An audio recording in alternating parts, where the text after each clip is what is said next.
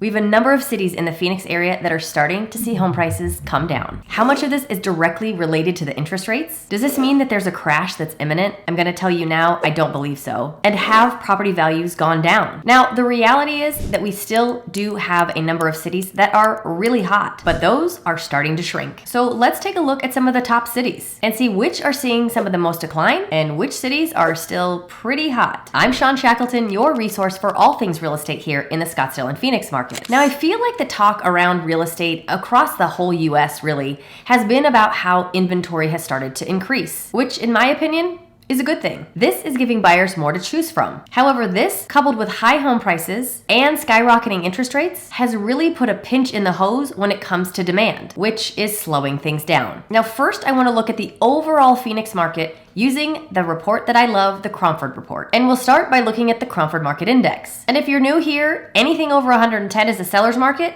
anything below 90 is a buyer's market, and all of that stuff in between is a balanced market. And currently, we are sitting at 103, right there in balance, which means we are not seeing anything too radical. No huge movements in price in either direction. However, Phoenix is a really big market, and we have a lot of submarkets. And it's important to drill down to see how the housing market is really doing in the city you're looking in, whether that be for buying or for selling. So let's take a look at this chart that breaks it down even further. This shows the Cromford Index for the top 17 cities across the valley. And right now we have 9 in a seller's market, 2 in a balanced market, and 6 in a buyer's market. Now, I think it's important to talk about what the seasonality of our market really looks like. Because as I've said in other videos, the seasonality of our market is different from many other markets. And I think many have forgotten what our seasonality looks like because we haven't seen any seasonality in our market for 3+ years. So to show you what the seasonality of our market looks like, I wanted to come into the Cromford Report and really show you a few things. So this shows you new listings that come on the market for the calendar month. And you can start to see that in January, we start to see a lot of new listings come on. February, now this goes back, I'm just gonna show you this too. This goes all the way back the year 2000. So this is a lot of years combined. But you can start to see that January hits a lot of new listings. February kind of starts to calm down a little bit, but it's a little misleading. March, we really start to ramp up, and then April starts to kind of come down again. But then you can kind of see this little bit of a dip right there. We come back up in September, October, and then it starts to come back down in November, December. Now, that is for new listings coming on the market, but I want to show you something else that's going to really show the drastic nature of the seasonality in our market. Okay, so now this is the same length of time, but we're just looking at listings over $1 million. And this is going to show you really kind of the seasonality of our market a little bit more drastically because of some of the ways that the luxury market reacts during different times of the year. So again, big push for listings in January. February kind of backs off just a little bit, kind of just to test the market. We see a little bit of a bump again in March. Then April, because March, April, those are our big moves for sales. And we're going to look at that here in just a second. So this is just active listings coming to the market. April, May starts to drop because we start to get a little hotter. June, guess what? By May, if a house hasn't sold, by June, luxury listings are often pulled off the market. They are held off the market in July, held off the market in August. Sometimes they'll come back on in September. Oftentimes they come back on in October or November, and then our season starts to still move along, but that's when we start seeing a lot of the holidays come in, and people just don't want to put their house on the market during the holidays. So this is a really good example of the ebbs and flows of the seasonality in our market overall when it comes to listings coming on the market. Now let's take a look at sales. Okay, so this is the number of sales that we have every month. Same length of time, all the way back to 2000. But you can see January, we get off to a pretty decent start normally. But again, remember, January is when a lot of the listings come on the market. And how long does it take for listings to close? 30 to 45 days. So that's why we'll start to see a bump up in February of closings and then a really big push in March. March, April, sometimes into May, you can see the numbers kind of push up. That is when we see a lot of our closings. The bulk of the closings for our year, March, April, May. It'll start to come down June, July, August, September, October, November, and a little push in December. The reason that happens, that little push in December, is because If you remember all those listings that came on in October, again, they take a little longer to close. So maybe they got under contract in October. They don't really want to close in November, especially if they got it under contract in mid-October. We lose a lot of days for closings because of the holidays towards the end of November with Thanksgiving. So they usually bump it into December. That's why we get a bigger push into December with more closings. But now let me show you the luxury piece again for sales. Okay, so here we are showing all the closings, $1 million plus. Again, same length of time, but January, February, March, April, big push for May because everyone wants to get everything closed before the summer. Then everything kind of starts to come down. June, July, August, September. Then sometimes we'll see another push here in October because our season starts to change and our weather starts to change and people are like, ooh, I'd like to get it closed by September, October, because the season changes, the weather changes, and I can use it during the beautiful times of the year, and I can bring my family here maybe during the winter. So again, we'll see another big kind of push in October. November, it stays a little bit flat, and then again, that push in December because of the Thanksgiving holiday. So I think it's really important for you to know this about our market so you can really understand when we are hot and when we are not, and when this is normal and it's not just something major happening in the housing market. Okay, so now I wanted to drill down into 5 different cities to show you in a little bit more detail what is going on so you can see for yourself where house prices are going. And if you have any questions while I'm going through this, make sure you post a comment down below. So let's take a look at Chandler. Now, Chandler has been at the top of this list for quite a while. Chandler and Fountain Hills have kind of flipped back and forth between one another, but Chandler, for the most part, has held in strong at the #1 spot for a while now. So first, I like to start with the contract ratio because this really shows you the difference between supply and demand. And as you can see right down here, let's go to the last line. What we've got 411 active on the market right now in Chandler and 245 under contract, which means that spread between the two is not that great, putting the Chandler market in a hot market right now. So what does that mean with their overall sales prices? Are they continuing to climb? Let's take a look. So here are the median sales prices for all of Chandler. As you can see right now, we're sitting at $560,000. We are over 2023. However, we are not above all of 2023 because right back here in 2023, it was 566,700. So when you're looking at this is the pink line is 2023, this teal line is 2024. What you see is that there's really kind of a flattening. It is still continuing to increase, but there's a little bit more of a flattening. It's not going up so drastically. Now, this chart I think is very telling because this tells you what your list price to sales price ratio looks like.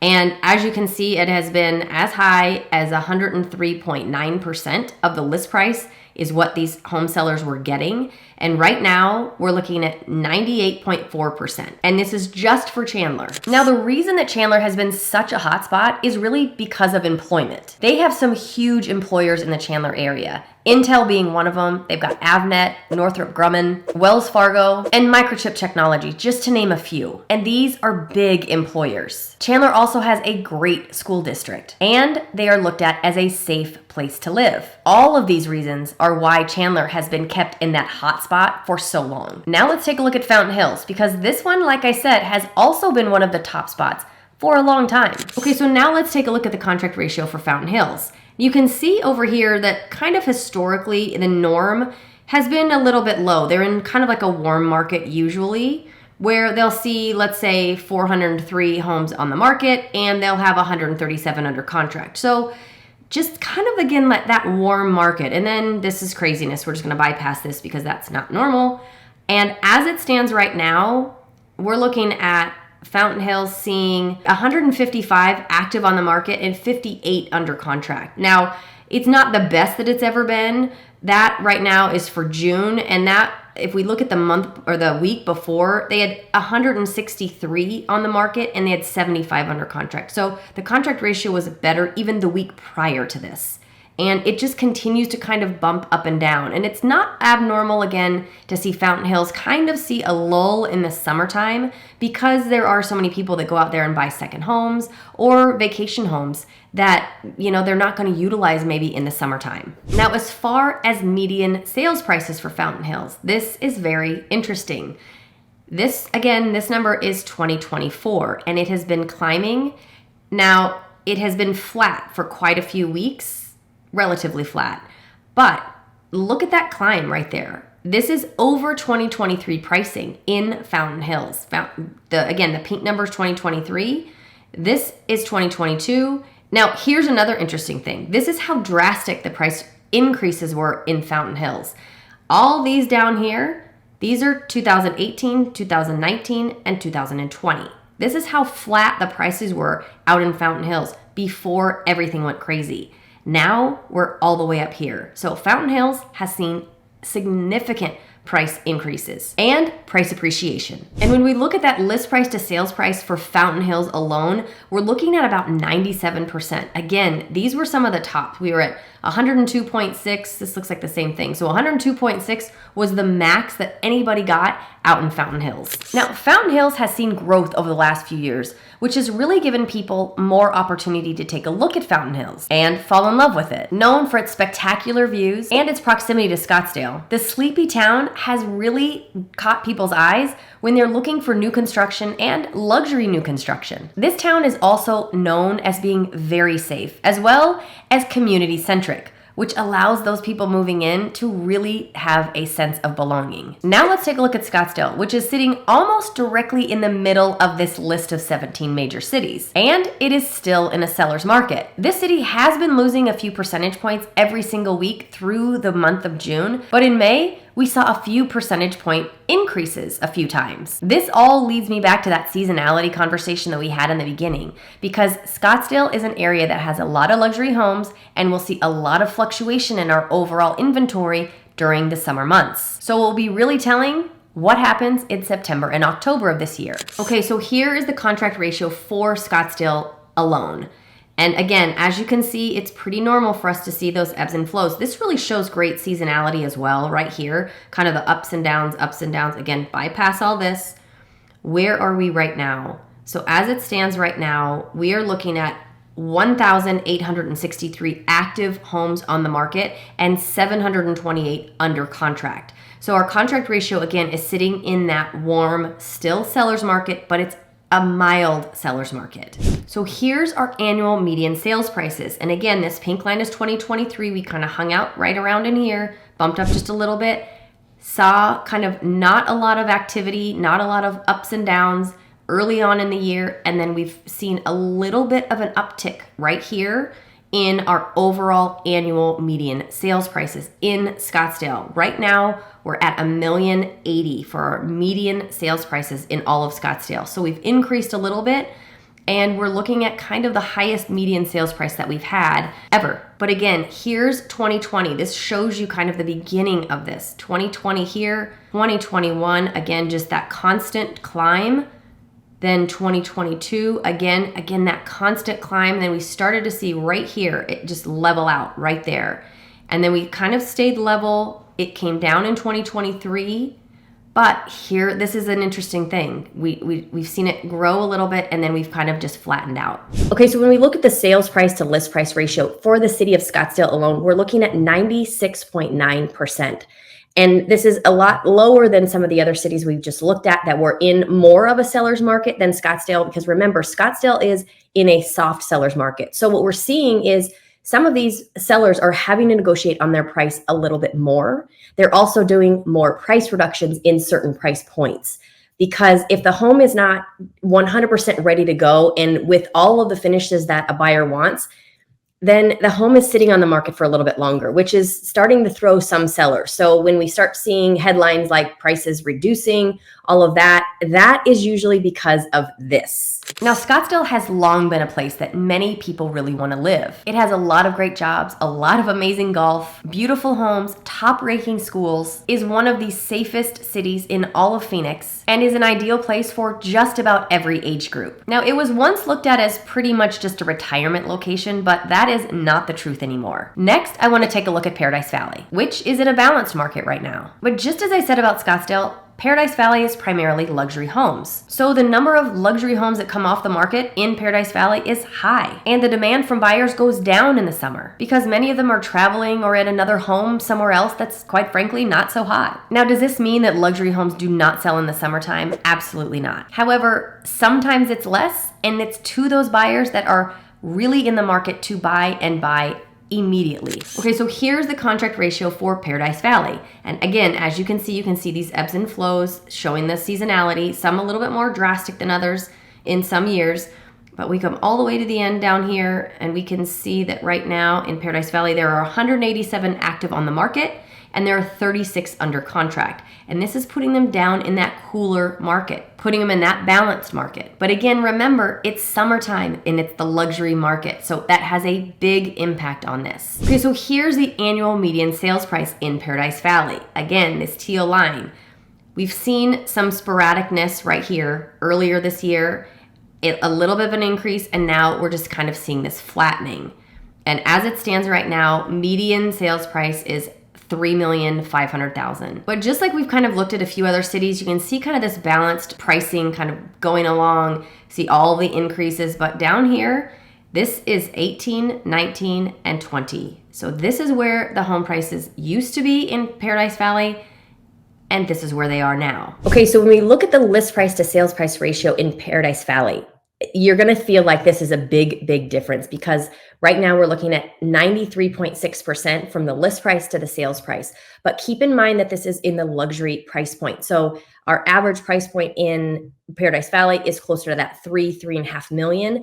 And it's normal to see a big price difference between list price to sales price in this market. In fact, if we look back, even in November 2023, we were at 98%. The highest that we saw was 100.7% back in May of 2022. And this was the height of our market. It's because it's that luxury price point that we see this 93.6% list price to sales price ratio. So yes, it's a lot lower than everything else, but again, the price points are a lot higher. So this is not abnormal, and it's not anything to go, oh my gosh, the prices are really dropping there, because they're not. This is just the norm. Now, Paradise Valley is the most expensive zip code in the entire state of Arizona. The homes here are most often sitting on at least an acre of land with some amazing views. People love this location because it is so easy to get both to Scottsdale as well as Phoenix. This is also one of the safest zip codes with fantastic schools. Now I want to show you Cave Creek, which is in a buyer's market. This is a funny market because you almost have two markets. You have Cave Creek proper, then you have Cave Creek that's actually the city of Phoenix. The homes in Cave Creek proper are usually on bigger pieces of land, and a lot of them are horse properties. Then you have some of the homes that are in these quaint little neighborhoods